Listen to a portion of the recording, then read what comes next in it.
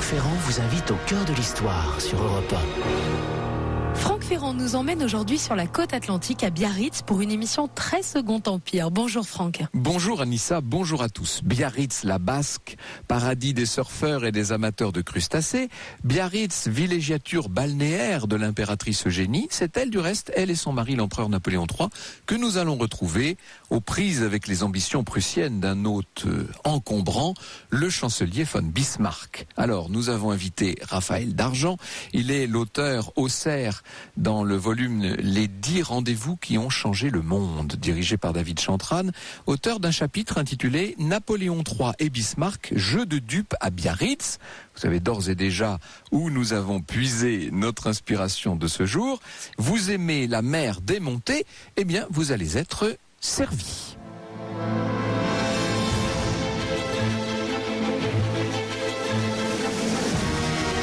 Au cœur de l'histoire sur Europe 1.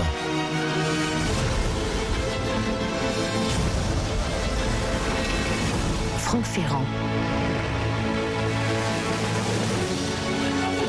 J'ai souvent eu l'occasion de raconter ici le désastre de Sedan, l'effondrement de l'armée française le 4 septembre 1870, le siège de Paris, le gouvernement provisoire, cette période extrêmement troublée où les Prussiens sont en occupation en France.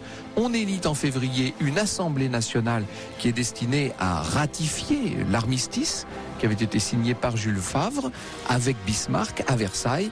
Et voilà que cette assemblée se réunit, mais elle ne peut pas se réunir à Paris, on la retrouve à Bordeaux. Nous sommes donc le 1er mars 1871.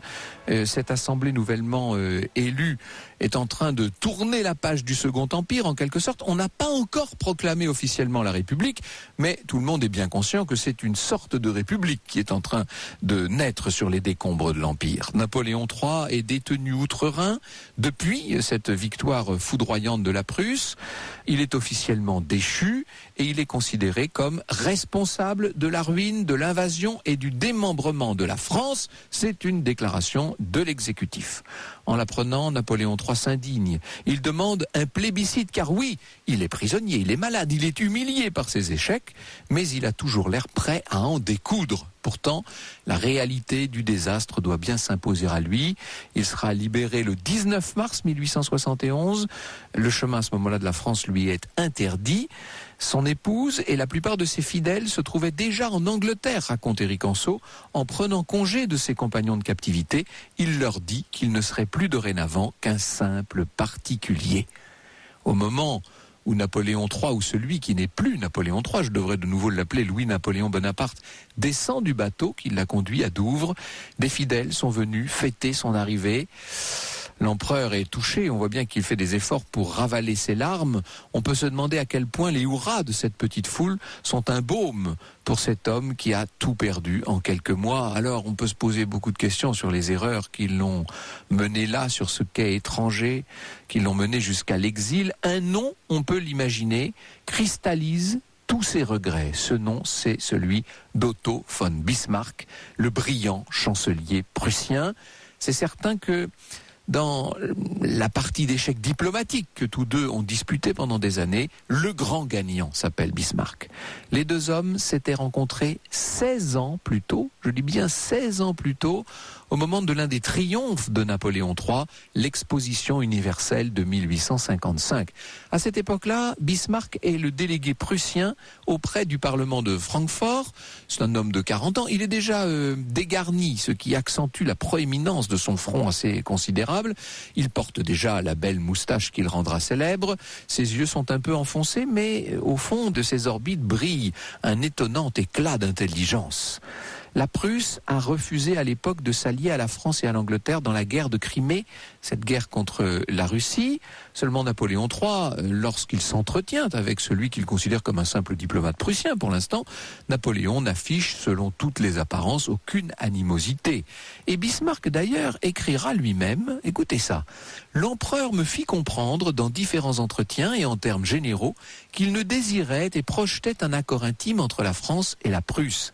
Il disait que ces États voisins, placés à la tête de la civilisation par leur culture intellectuelle et leurs institutions, se devaient un appui mutuel. » Alors est-ce qu'il s'agit seulement de propos diplomatiques? Napoléon III fait partie de ces personnes qu'on a du mal à cerner. Vous savez, il est assez insaisissable, il a tendance à parler sans dire grand-chose, son visage est toujours en retenue. Mais lors de ces quelques rencontres avec l'empereur, Bismarck, le fin Bismarck, se fait un avis nettement tranché. Et, je vous le dis tout de suite, Bismarck n'est pas impressionné par Napoléon III. Le roi de Prusse d'ailleurs l'interroge et voilà ce que lui répond Bismarck. « J'ai l'impression que l'empereur est un homme intelligent et aimable, bien qu'il ne soit pas aussi habile qu'on veut bien le dire. On s'est habitué, et cela surtout chez nous, à le considérer comme une sorte de génie du mal, méditant toujours quelques mauvais coups pour troubler le monde. On surfait son intelligence aux dépens de son cœur. » Mon Dieu, quel caractère transparaît dans ces quelques lignes d'une lucidité phénoménale et qui ne se laisse en rien aveugler par le précédent napoléonien. N'oublions jamais que Napoléon III est le neveu de Napoléon Ier et que c'est ce qui impressionne tous les souverains d'Europe. Alors, les années s'enchaînent.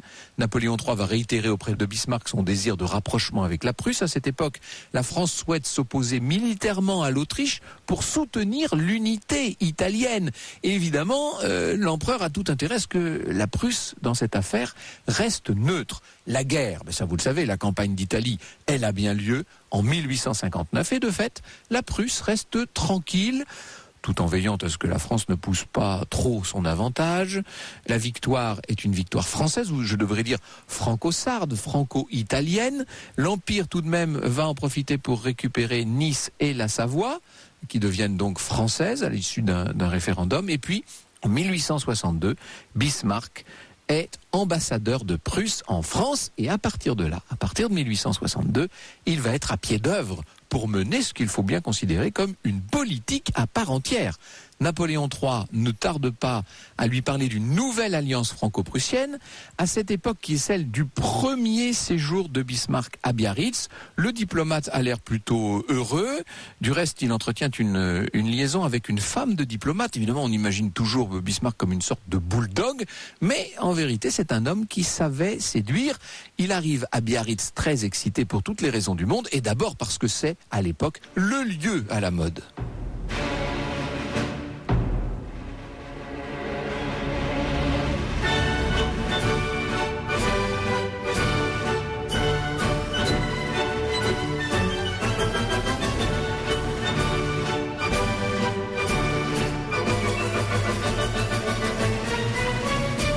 Un extrait de l'ouverture de La Grande Duchesse, l'opéra de Jacques Offenbach à l'instant sur Europe 1. Restez avec nous.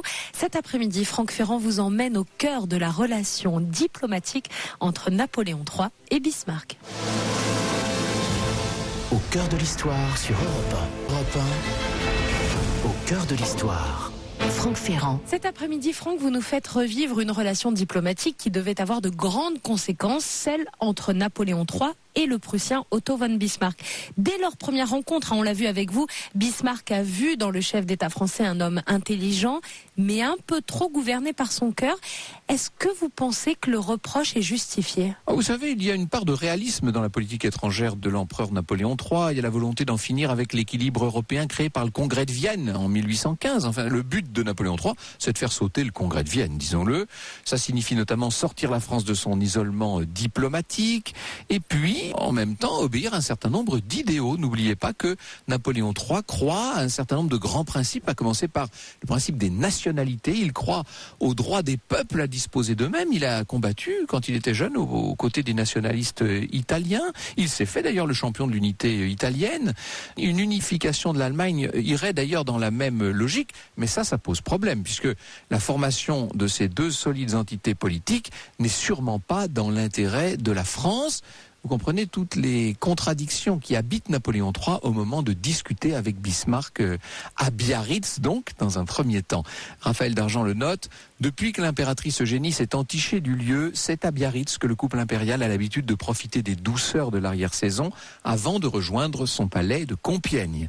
La Villa Eugénie n'est qu'à quelques encablures de l'Espagne, le pays natal de l'impératrice. Au cours du premier séjour de Bismarck au bord de l'océan, il revoit donc l'empereur. Il apprend aussi qu'il est nommé ministre d'État et ça précède de peu sa nomination en tant que président du Conseil. C'est quand même une ascension formidable que celle de Bismarck à cette époque. Il signifie à l'empereur Napoléon III qu'il va bientôt devoir reprendre le chemin de la Prusse. Et quand ce sera le moment de revenir à Biarritz, 3 ans plus tard, ce sera pour un véritable bras de fer diplomatique, un bras de fer dans lequel se joue l'avenir de tout un continent. Ce bras de fer, il a donc lieu en octobre 1865. Celui qui maintenant est ministre-président de Prusse est arrivé à Biarritz à l'invitation de l'empereur. Il y a une certaine tension dans l'atmosphère, liée notamment à la guerre menée par la Prusse et l'Autriche contre le Danemark. Évidemment, c'est une victoire facile pour la Prusse et l'Autriche, mais les deux vainqueurs s'opposent sur les conditions de paix et on a peur que ça ne dégénère en une guerre entre ces deux puissances germaniques, justement. À la première vue, en cet automne, à Biarritz, on pourrait croire que tout va bien. C'est une atmosphère très légère. Bismarck, d'ailleurs, a le visage gai, il a l'air de profiter du cadre agréable. En vérité, au fond, on s'inquiète beaucoup de l'avenir politique. Raphaël Dargent rapporte une anecdote. Un soir, afin de rire un peu, Prosper Mérimée, qui donc est depuis toujours un ami de l'impératrice, le célèbre auteur Mérimée, confectionne dans un carton un profil très ressemblant de Bismarck, lui passe un bonnet de nuit et, accompagné de l'impératrice et de l'empereur, s'introduit dans la chambre de Madame de la Bédoyère afin d'y installer le mannequin, la tête sur l'oreiller, un livre ouvert à côté comme s'il lisait, nous dit la chronique. Au moment de dîner, les farceurs y vont de leur tirade en direction de la pauvre victime. C'est Mérimée qui commence. Monsieur de Bismarck a l'air bien occupé de vous, chère madame. Il me paraît avoir peine à vous quitter des yeux. Évidemment, quand Madame de la Bédoyère s'en va se coucher, vous imaginez, elle tombe sur Bismarck en train de dire dans son lit, elle est sidérée, elle sort en hurlant, Dieu, un homme dans mon lit. Mérimée et toute la cour vont rire pendant longtemps. L'effet est parfaitement réussi. Alors vous voyez qu'on s'amuse bien à Biarritz à l'époque. Et pourtant, évidemment, la politique conserve tous ses droits. Ni Bismarck ni Napoléon III n'oublient les raisons de leur rendez-vous. Pour le Prussien, alors que son pays s'apprête, nous l'avons vu, à entrer en guerre contre l'Autriche, il a l'intention de s'assurer de la neutralité de la France. Et du côté de l'empereur, il y a un certain nombre de questions qui se posent. D'abord, est-ce qu'il faut donner satisfaction à la Prusse ? Ou bien est-ce qu'il ne faudrait peut-être pas favoriser l'Autriche ? Par ailleurs, qu'est-ce que la France pourrait retirer de la situation ? Napoléon III calcule, mais il ne se méfie sans doute pas assez de ce Bismarck qu'il a tendance à trop mépriser d'une certaine manière. Il faut vous dire que de l'autre côté, Bismarck le méprise lui aussi. Bref, c'est un jeu de dupes cette affaire. La question essentielle, c'est de savoir si l'empereur peut penser, en échange de sa neutralité, mettre la main sur des territoires outre-Rhin. On pense au Luxembourg, on pense même à une partie de la Belgique. Il y a sans doute là une carte à jouer. Napoléon III et Bismarck font quelques promenades au bord de l'océan et ils ont à ce moment-là des conversations très privées. Sans doute cherchent-ils à se jauger, sans doute cherchent-ils à évaluer leurs atouts respectifs. Ils restent évidemment très évasifs. On aimerait avoir le script de leur conversation, bien entendu. À mon avis, on doit beaucoup plus parler de la mer et du beau temps que de la situation vis-à-vis de l'Autriche. La prudence est de mise. On joue au plus fin. Éric Anceau va jusqu'à préciser, je le cite, par la suite, Napoléon III assura que Bismarck avait parlé beaucoup, mais en termes généraux et vagues. Il ajouta « Je n'ai jamais pu démêler au juste ce qu'il voulait. Il ne me fit aucune proposition formelle. De mon côté, je ne lui exprimais aucun désir personnel quelconque. » L'art de la dissimulation des hommes d'État rend cette version tout à fait crédible, nous dit Éric Anceau. Il était cependant plus que probable que Bismarck avait emporté quelques paroles qui lui avaient donné de l'assurance. Il s'était dit qu'en fait, quelle que soit son attitude, Napoléon III ne réagirait pas, ou en tout cas réagirait peu. Voilà donc une rencontre qui semble ne rien régler, une rencontre qui paraît mener nulle part. Est-ce vraiment le cas pour tout le monde ? Europe 1 au cœur de l'histoire. Franck Ferrand. Cet après-midi, Franck Ferrand, vous nous emmenez au cœur des relations diplomatiques entre Napoléon III et Bismarck qui, depuis le début de l'émission, se sont vus beaucoup de fois partout en France. Nous avons vu Napoléon III et Bismarck se retrouver à 2 reprises à Biarritz. Alors, après ce court séjour, le deuxième court séjour sur la côte basque, celui d'octobre 1865, l'empereur et le ministre-président de Prusse vont se rencontrer à nouveau à Paris. Encore une fois, l'empereur cultive l'ambiguïté. Il se donne certainement l'impression de garder l'avantage de cette manière. Napoléon III a l'impression qu'il n'est jamais si à l'aise que dans les brumes, dans ce qu'il y a de nébuleux. Quant à Bismarck, alors qu'une guerre entre son pays et l'Autriche est de plus en plus certaine maintenant, eh bien il va tout faire pour faire miroiter à la France un certain nombre de compensations, sans jamais bien sûr prendre le moindre engagement formel. C'est André Castelot qui nous le raconte. Pour gagner la neutralité de Napoléon III, Bismarck parle incidemment à l'ambassadeur de France, Benedetti, de la compensation que l'on pourrait offrir à la France. Il ne serait peut-être pas tout à fait impossible d'amener le roi de Prusse, Guillaume, à céder à la France les bords de la Haute-Moselle, dit-il. Cette acquisition, jointe à celle du Luxembourg, redresserait votre frontière de manière à vous donner toute satisfaction. Mais Bismarck joue lui aussi un double jeu. J'ai entendu les hommes d'État français dans leurs illusions, reconnaîtra-t-il plus tard. Ainsi, quand la guerre éclate entre les deux puissances germaniques, on est donc au début de juin 1866, Napoléon III ne donne pas suite aux appels au secours de l'Autriche. Et je vais même aller plus loin, il encourage l'Italie à s'allier à la Prusse, ce qui pourrait encore faire avancer son unification, puisque à l'époque la Vénétie est autrichienne. Donc évidemment, si le nouvel État italien récupère la Vénétie, ça va faire ses affaires. L'Autriche, c'est l'Autriche des Habsbourg, très grande puissance auréolée d'un immense prestige. Toute l'Europe s'imagine que face à la Prusse, l'Autriche va tenir ferme. Ça va être un conflit âpre, disputé, avec de nombreux rebondissements. Eh bien en fait, pas du tout. Au bout de quelques semaines, l'armée autrichienne est écrasée. C'est la célèbre défaite autrichienne de Sadova, le 3 juillet 66, un véritable cataclysme. Et cette fois, l'Autriche est à genoux. Alors bien sûr, ça bouleverse la donne européenne, au bénéfice des Prussiens. Autour de Napoléon III, on commence à s'inquiéter. On recommande à l'empereur d'ordonner à une partie de son armée de se masser à la frontière Est, afin d'aller menacer la Prusse, lui imposer une paix équilibrée. C'est un plan risqué, il faut se décider vite. Pour l'instant, l'armée prussienne est pour l'essentiel encore occupée sur le front autrichien. C'est le moment, si la France veut agir. Seulement, Napoléon III ne réagit pas. Il ne se résout à rien. Il faut vous dire qu'il est malade déjà à l'époque. Ça commence à être la fin du Second Empire, vous savez. Probablement que Napoléon a peur que ça dégénère et que ça ne force la France à s'opposer à l'Italie, puisque l'Italie est maintenant l'allié de la Prusse. Et ce qui est fort, c'est que c'est lui qui a poussé les Italiens dans les bras des Prussiens. Napoléon III va se contenter d'essayer de jouer les médiateurs et au passage, il obtient les fameuses compensations territoriales auxquelles Bismarck semblait favorable. Il propose un projet et une fois que l'armée prussienne a commencé à se réorganiser pour faire face si besoin à la France, eh bien Bismarck rend public les demandes françaises. Vous imaginez la situation ? Il s'arrange pour faire savoir, nous dit André Castelot, par l'intermédiaire du correspondant de guerre du journal Le Siècle, que si la France formulait des exigences, ce serait la guerre. La presse française et allemande publie la nouvelle. L'empereur essaie alors de démentir en déclarant que le projet de convention avait été établi à son insu. Ça n'empêche pas l'empereur de formuler de nouvelles propositions secrètes, propositions qui vont quand même assez loin vers une alliance, mais qui ne réclament pas cette fois de territoire outre-Rhin pour la France. Si on veut se résumer, on peut dire que l'empereur s'y ménage la possibilité d'acheter le Luxembourg, éventuellement de s'emparer un jour de la Belgique. En échange, la France validerait une montée en puissance prussienne et la constitution d'une fédération allemande. Ça, c'est l'objectif, c'est l'obsession de Bismarck qui temporise. Il n'est pas fou, Bismarck. Il garde précieusement son projet d'alliance. Il saura ressortir ce texte compromettant en 1870 pour déstabiliser, pour décrédibiliser Napoléon III. Finalement, le 23 août 66, une paix très favorable à la Prusse est signée avec l'Autriche. En coulisses, la France a l'impression que son projet d'achat du Luxembourg est en bonne voie. Autant vous dire qu'on se monte la tête autour de Napoléon III. Mais sauf que, une fois de plus, les Allemands, les Prussiens vont procéder de manière sournoise. On divulgue le projet à la presse. Vous imaginez les remous dans l'opinion allemande. Bismarck, qui faisait semblant d'être prêt à tout concéder, estime que maintenant plus rien n'est possible, il faut tout annuler.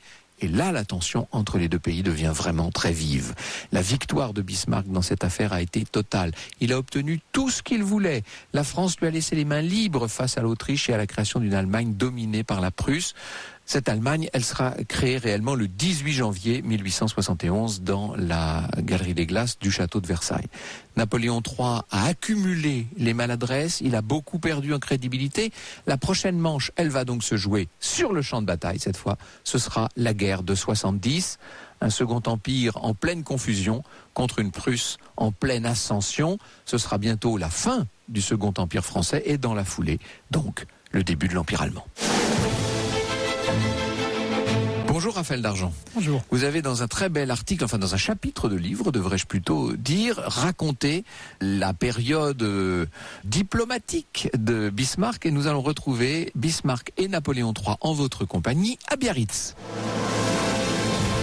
Au cœur de l'histoire sur Europe 1. Europe 1, au cœur de l'histoire. Franck Ferrand.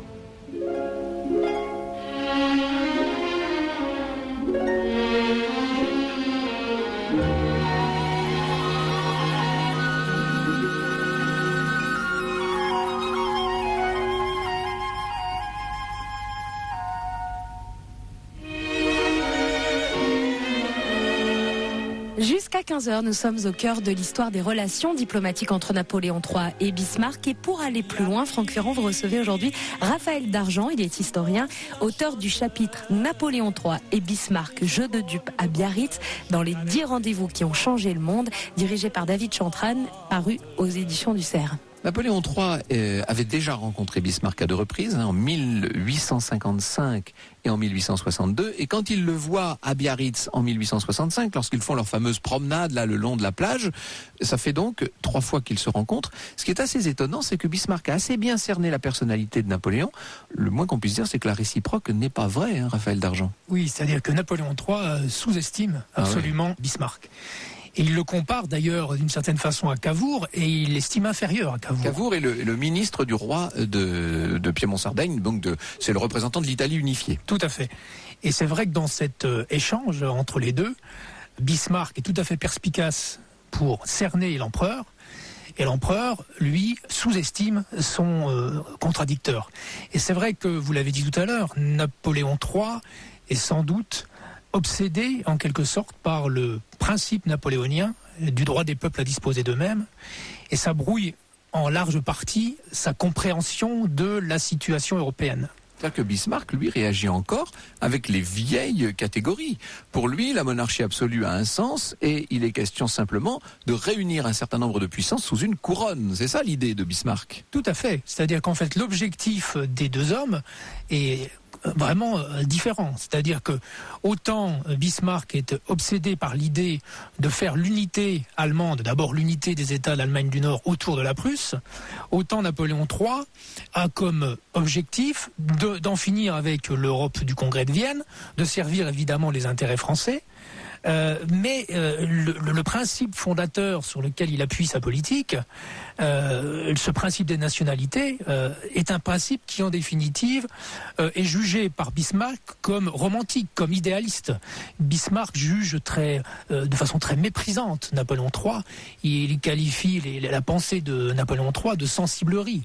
Et on voit bien en fait qu'entre les deux hommes, le plus réaliste, le plus cynique, on peut dire sur le plan politique, c'est quand même Bismarck. Même si les deux sont de grands pragmatiques, la méthode qu'utilise Bismarck a beaucoup moins de scrupules, si vous voulez. Bismarck est un personnage qui effectivement va être capable de mentir, de révéler des négociations, de trafiquer des dépêches. Il joue beaucoup avec la presse, ça le rend très moderne en fait. Hein. Ça nous parle en ce moment, nous. Oui, tout à fait. Cette façon qu'a Bismarck de systématiquement lâcher des choses dans la presse. Il organise les fuites, comme on dit. Hein. Exactement. Et d'ailleurs, c'est notable cette différence entre les deux. Vous avez dit tout à l'heure à juste titre que Napoléon III est un personnage qui lui conçoit la diplomatie comme quelque chose qui est du non-dit, du silence. C'est un personnage qui est dans la retenue, dans l'ambiguïté. On dirait un peu le renard. Exactement. Et en face du renard, il y a le loup. Voilà. Et on peut dire que dans cette affaire, le plus moderne, en quelque sorte, politiquement, c'est Bismarck, qui comprend d'emblée l'importance, en effet, des médias et de la presse. Et c'est tellement vrai que pour la guerre franco-prussienne de 70, Napoléon III n'était pas un chaud partisan de ce conflit, et que c'est largement l'opinion publique française, chauffée à blanc, je dirais, par la presse et par l'attitude bismarckienne, qui va pousser l'empereur à se résoudre à ce conflit. Alors, ce qui est intéressant, c'est de voir à quel point la France et la Prusse se regardaient en chien de faïence, si je puis dire. La Prusse a refusé de participer à la guerre de Crimée, qui était une alliance anglo-française contre les Russes, avec les Turcs, contre les Russes. Les Prussiens, pourtant, n'étaient pas du tout favorables à l'Empire russe à cette époque, mais ils ont estimé qu'il fallait qu'ils se tiennent à l'extérieur de cette affaire. Et quant à la guerre germanique, c'est-à-dire la guerre entre la Prusse et l'Autriche contre le Danemark, les Français non plus n'y participent pas. On laisse les Allemands écraser les Danois, en fait. Oui, c'est-à-dire que si on regarde les deux méthodes bismarckiennes et napoléoniennes, les deux stratégies, on voit quand même les points communs. C'est-à-dire que les deux, avant chaque conflit, s'efforcent de négocier au préalable la neutralité d'autres puissances. Par exemple, au moment de la guerre contre l'Autriche, la guerre napoléonienne, c'est ce qu'on appelle la campagne d'Italie, 1859. Exactement. Celle de Solferino. Tout à fait. Napoléon III prend bien soin au préalable de tenter de négocier avec Bismarck une forme de neutralité prussienne. Et à l'inverse, un peu plus tard, en effet, au moment de la guerre austro-prussienne, et là on arrive à notre année 65, eh bien c'est l'inverse, c'est Bismarck qui vient à Biarritz, et même un peu avant. Vient s'assurer de la neutralité française. Voilà. Et puis les deux ne vont pas nécessairement, lorsqu'ils engagent le conflit, jusqu'à l'écrasement de l'adversaire. C'est-à-dire qu'il est intéressant de voir que Napoléon III, il a comme stratégie d'opérer avec des guerres limitées dans le temps, limitées dans les objectifs, parce qu'en définitive, c'est un homme de paix. Il conçoit la redéfinition de la carte de l'Europe d'une manière, si j'osais le terme, pacifiste, c'est-à-dire bienveillante. Voilà. Allons vers le Congrès européen. Alors que Bismarck, lui, lorsqu'effectivement il décide de ne pas aller au bout, par exemple dans la guerre austro-prussienne, il ménage François-Joseph.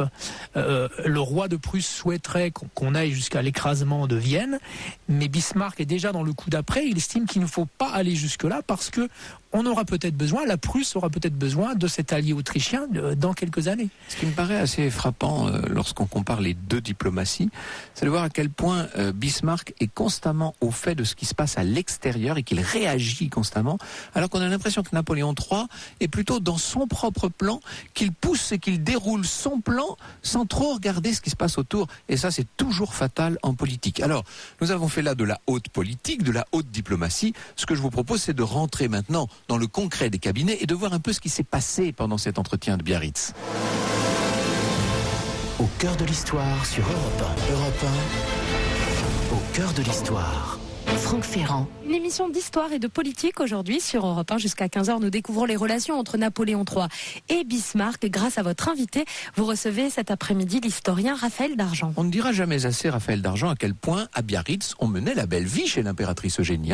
D'abord, elle adorait ses vacances à Biarritz, l'impératrice, parce qu'elle avait l'impression de revenir un peu sur les lieux de son enfance, tout simplement. C'était quand même l'époque de la fête impériale, disons-le. Tout à fait. Et puis c'est vrai que lorsque le couple impérial se rend pour la première année en 1855 à Biarritz, il y a déjà pas mal de temps que l'impératrice Eugénie elle-même fréquentait le lieu.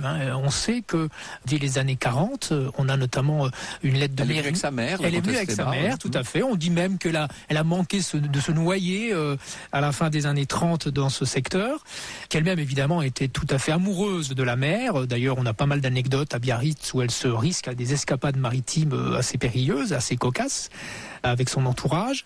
Elle se considérait d'ailleurs comme la mère des marins elle-même. Et c'est vrai que Biarritz, c'est à la fois pas véritablement des vacances, parce qu'on continue tout de même, malgré ce que disent certains, à parler un peu politique. L'empereur n'est pas tout à fait seul à Biarritz. Il a autour de lui ses secrétaires, il y a tout de même généralement un ministre présent. Mais c'est vrai qu'on est dans un climat et dans une ambiance beaucoup plus détendue. Et à preuve, la fameuse anecdote de Mérimée. Elle est vraie, cette anecdote? Ah, c'est difficile à dire. En fait, il faut toujours prendre avec des pincettes, si je puis dire, ce que raconte Mérimée. Mais en fait, ce serait pas tellement étonnant. Oui, c'est pas inenvisageable. Hein, voilà, parce qu'on a bien dans l'esprit. Exactement. On a d'autres récits de fêtes et de jeux tout à fait cocasses entre l'empereur, l'impératrice et puis le proche entourage. Donc, ce serait pas tout à fait étonnant. D'autant plus que, on l'a dit, l'ambiance était quand même plutôt détendue. Et sur cette rencontre 1865, en réalité, il n'a pas dû se passer grand-chose parce que... Ils ont parlé pour ne rien dire l'un et l'autre. Oui, exactement. C'est-à-dire qu'en réalité, les choses étaient relativement décidées au préalable. Bismarck aurait aimé en savoir plus, mais finalement, il repart de Biarritz avec l'impression que Napoléon lui donne une espèce de blanc-seing. Il se lave en quelque sorte les mains. En tout cas, il donne cette impression de ce qui pourrait advenir dans ce conflit possible entre l'Autriche et la Prusse, d'autant plus que Napoléon III parie, lui, en fait, sur une guerre longue déjà. Il pense que la guerre va être longue et qu'elle va donc lui permettre d'apparaître à nouveau comme un arbitre, si vous voulez, d'un arbitre entre la Prusse et l'Autriche, et à nouveau de se proposer pour un congrès international et amener sur la table donc évidemment à nouveau la question italienne pour parfaire cette unité italienne, et puis au passage retirer quelques compensations territoriales. Il parie même sur une guerre longue et plutôt à la victoire, avec une victoire autrichienne. C'est en cela qu'il sous-estime en fait à la fois l'habileté politique de Bismarck et la capacité militaire de la Prusse. Oui, c'est même une erreur sur toute la ligne, disons les choses. Hein. Oui, tout à fait. Alors nous allons venir dans un instant au tempérament de Bismarck qui explique toute cette affaire. Essayons de décortiquer un peu la personnalité de Napoléon III. Nous avons vu que c'est un homme qui était pétri d'idéaux dans sa jeunesse, qui a été confronté à l'épreuve du pouvoir, bien entendu, qui, au moment du coup d'État qu'il a assumé en 1851, a institué un régime autoritaire en France, un régime qui n'aspire qu'à adoucir, si je puis dire, c'est ce qu'on va appeler l'empire libéral, justement à peu près au moment, le virage, hein, c'est au moment de ce séjour à Biarritz. Napoléon III perd du terrain, si je puis dire, dans le domaine de la politique intérieure, et il a l'impression, pour ce qui est de la politique extérieure, d'avoir accompli ce qu'il avait à faire pour l'essentiel. Alors bien sûr, s'il pouvait récupérer encore le Luxembourg et quelques provinces belges, pourquoi pas. Enfin, sur le fond, l'essentiel est fait pour lui. C'est aussi un homme fatigué et, disons-le, malade. C'est très important d'en être conscient. Alors ça, je crois que c'est un élément tout à fait fondamental, parce que Napoléon III est... Depuis déjà pas mal d'années, là, lorsqu'on parle de 1865, il faut savoir que au début des années 60, déjà, on note, il y avait pas mal de témoignages, et même à la fin des années 50, on a des témoignages de personnes qui nous disent décrire un empereur vieilli, fatigué, et le contraste est d'ailleurs saisissant lorsqu'on compare l'impératrice Eugénie qui, les années passant, conserve à la fois sa grâce, sa beauté et une relative jeunesse, à côté d'un homme qui a l'air d'être son père. Exactement, et c'est vrai que la vie... privée, si je puis dire, de Napoléon III, est une vie tellement éreintante, puisqu'il multiplie, on le sait, les conquêtes, que l'impératrice est donc allègrement trompée, et surtout s'inquiète des effets délétères sur la santé de l'empereur, qui est un personnage quand même qui a une vie, il faut le savoir, une vie quand même assez exténuante, parce que c'est une vie un peu d'aventurier. Il a eu il a tout fait, lui. Sa vie est un roman invraisemblable. Exactement. Et donc, quel roman que ma vie, disait son oncle, mais la sienne n'est pas mal non plus. Exactement. Hein. Et en réalité, c'est un empereur qui est assez tôt malade, qui souffre de rhumatisme, qui souffre d'hémorroïdes, mais qui souffre surtout de la maladie de la pierre, c'est-à-dire en fait de calculs rénaux, et au point d'en être... alors il y a des moments de rémission évidemment, mais on a des témoignages de l'impératrice qui dit, et les ministres d'ailleurs le confirment, lors de conseils, l'empereur est absolument absent, incapable de prendre une décision, tellement il souffre. Et malgré des périodes de rémission, les années passant, et plus on va se rapprocher de 1870, on peut dire en effet que l'empereur est très malade, et certains estiment, l'impératrice Eugénie en premier lieu, estime qu'il devrait abdiquer parce que l'empire va à la catastrophe. lorsque débute la guerre de 70, on est obligé d'aider l'empereur pour monter sur son cheval. On a des témoignages qui disent qu'il est tellement pâle qu'on doit un petit peu rosir ses joues pour on le maquille, pour qu'il apparaisse présentable. Et pendant ce temps-là, l'impératrice, elle, gagne du terrain et elle devient de plus en plus importante et de plus en plus influente au sein même de l'État. Au cœur de l'histoire sur Europe 1. Europe 1, au cœur de l'histoire. Franck Ferrand. Nous sommes au cœur du jeu de dupes diplomatiques entre Napoléon III et Bismarck. Nous découvrons cette relation entre ces deux hommes d'État. Grâce à votre invité, Franck Ferrand, vous recevez Raphaël Dargent. Il est historien et auteur du chapitre Napoléon III et Bismarck, jeu de dupes à Biarritz, dans les 10 rendez-vous qui ont changé le monde, dirigé par David Chantrane, paru aux éditions du Cerf. On oublie parfois, nous en étions restés là, Raphaël Dargent, on oublie parfois que l'impératrice Eugénie a été plusieurs fois régente de l'Empire. Elle le sera d'ailleurs au moment de la grande campagne de la guerre franco-prussienne en 1870. Elle l'avait été auparavant. À partir de Sadova, c'est-à-dire de la défaite de l'Autriche, elle réalise que son mari a fait des erreurs et en voulant réparer ces erreurs, elle va en commettre de plus grandes encore. C'est tout le paradoxe de cette époque. Je pense à l'affaire mexicaine notamment. Tout à fait, terrible. Tout à fait. C'est-à-dire que l'impératrice Eugénie soutient la politique de son mari très très longtemps. Même si on a dit qu'elle était plutôt catholique, conservatrice, monarchiste, pro-autrichienne, tout de même, elle a pendant longtemps... elle n'en est pas moins bonne bonapartiste, si exactement, exactement. Pendant longtemps, elle a maintenu un certain équilibre entre effectivement les affections pour la Prusse, les affections pour l'Autriche, mais elle se rend bien compte quand même, à partir de ce milieu des années 60, que la Prusse acquiert une puissance très, très importante, et elle affronte en quelque sorte le cousin de l'empereur, le prince Napoléon, dont on n'a pas parlé, mais qui va quand même jouer un rôle dans cette affaire, parce que cet empereur malade est soumis à, je dirais, des positions, des avis contradictoires dans son entourage et au sein du Conseil, et il a plutôt tendance, effectivement, de suivre son cousin, le prince Napoléon, du fait de ses idéaux de jeunesse, en se souvenant de ses idéaux de jeunesse, donc faire l'unité italienne, et puis ensuite concevoir effectivement l'unité allemande. L'impératrice Eugénie, elle fait partie des personnes qui, après Sadova, tout de suite demandent, avec le ministre des Affaires étrangères, Drouin de Lhuys, demande à ce qu'on intervienne militairement, qu'on fasse pression, qu'on réagisse, qu'on envoie un contingent à la frontière pour obtenir de la Prusse un arrêt des opérations militaires et puis mettre en place une médiation armée. L'empereur s'y refuse en quelque sorte. Et c'est vrai que, vous l'avez dit, vous avez raison, l'affaire du Mexique joue un rôle néfaste. Alors pour résumer, pour ceux qui ne connaîtraient pas tout ça, on est allé au Mexique se substituer en quelque sorte à des forces autrichiennes défaillantes pour essayer de soutenir sur le trône d'un hypothétique empire du Mexique le frère de l'empereur d'Autriche, Maximilien. Ça a été un fiasco terrible qui a été voulu par l'impératrice. Elle aurait peut-être voulu qu'on envoie davantage de troupes, cela dit, parce qu'on ne s'est pas donné les moyens non plus de la réussite. On ne s'est pas donné les moyens, et puis surtout, au départ, on est parti avec l'Angleterre et l'Espagne, et au final, on s'est retrouvé lâché par tout le monde.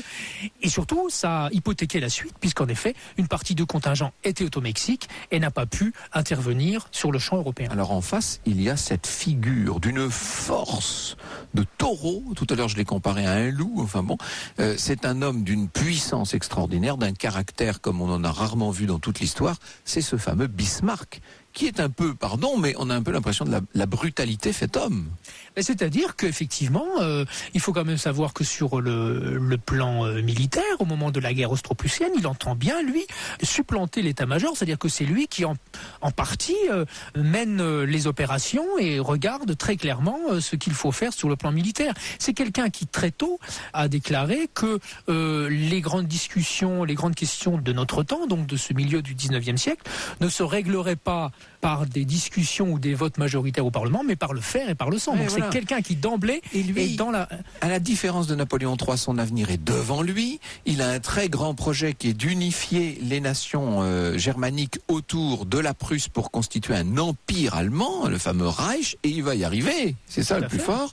On a l'impression que rien ne peut l'arrêter, même pas les douceurs de Biarritz, si je puis dire. Alors quand même, j'ai découvert en préparant cette émission qu'il avait eu une petite aventure là-bas, donc il était pas toujours aussi morose qu'il en avait l'air, ce Bismarck. Ah non, pas du tout. D'ailleurs, effectivement, il faut savoir que il était lui aussi, comme Napoléon III, un séducteur. Et en effet, à Biarritz, il va avoir une relation à Biarritz avec Catherine Orloff, donc l'épouse de l'ambassadeur russe en Belgique, à Bruxelles.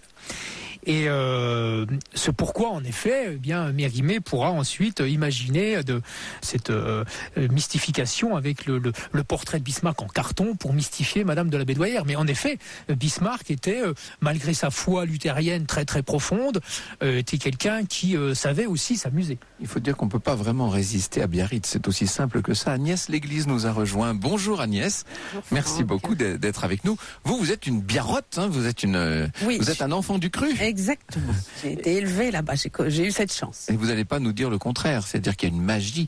On ne sait pas ce qui se passe, on a l'impression d'être un peu ensorcelé d'être un peu enivré quand on est à Biarritz en fait. C'est l'air et Oui, la nostalgie faite pierre qu'on croise partout, oui bien sûr. Et puis ces grandes vagues qui viennent vous fouetter l'âme, c'est magnifique. La facilité avec laquelle votre vie peut disparaître, oui, ça peut changer peut-être aussi. Oui, comme Bismarck donc.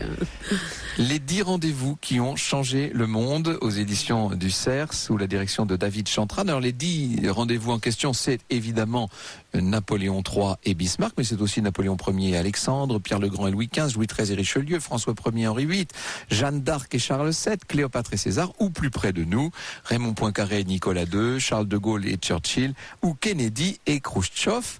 De beaux moments à revivre donc dans ces 10 rendez-vous qui ont changé le monde. Vous vous êtes chargé de Biarritz, de Napoléon III et de Bismarck et vous nous les avez fait revivre l'espace d'un instant. Eh bien voilà, merci beaucoup Anissa. Nous nous retrouvons demain dimanche pour une émission sur les dirigeables. Oui, une folle aventure demain à partir de 14h sur Europe 1.